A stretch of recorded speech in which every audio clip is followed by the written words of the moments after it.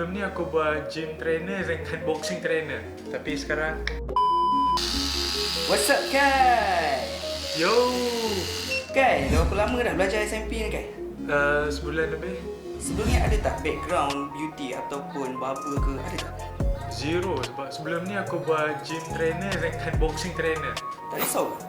Sebelum ni kau datang daripada berlainan background, lepas tu kena buat SMP. Tak risau lah, gila tak risau, sangat-sangat. Gym trainer angkat besi berat, boxing pula bertumbuk. Sebab sekarang ni, apa yang aku kena buat, aku kena handle mesin ni. Mesin ni memang kau kena buat detail, smooth. So dia dah macam buat art lah.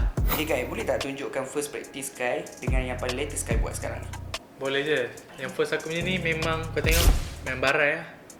Tak balance. Lepas tu yang latest ni, okay, ni aku confident sikit kalau kau tengok. Dot semua nice lah. Kalau kau tengok, dia dah balance, rata. Apa yang susah mula-mula belajar SMP ni, Kai? Everything tu. Dalam SMP ni kau kena faham apa tu Hairline Design, kau kena faham apa tu dots. Lepas tu kau nak kena handle mesin ni, dia ada dia punya depth yang sesuai lah. Tapi sekarang, aku okay. Alright, James.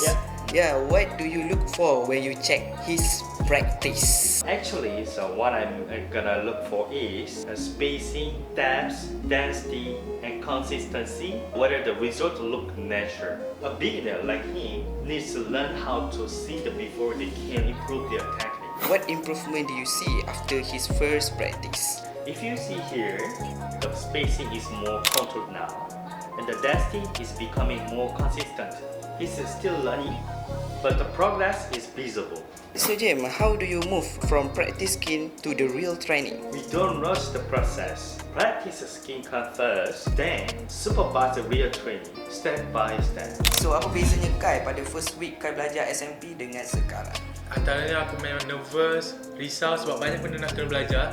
Tapi sekarang aku dah confident lah dan aku tak sabar untuk buat real client. So, can someone learn SMP without the beauty background? Of course, but they need the right foundation, collection, limitation, and standard. A different background is not the problem. Skipping the basic is.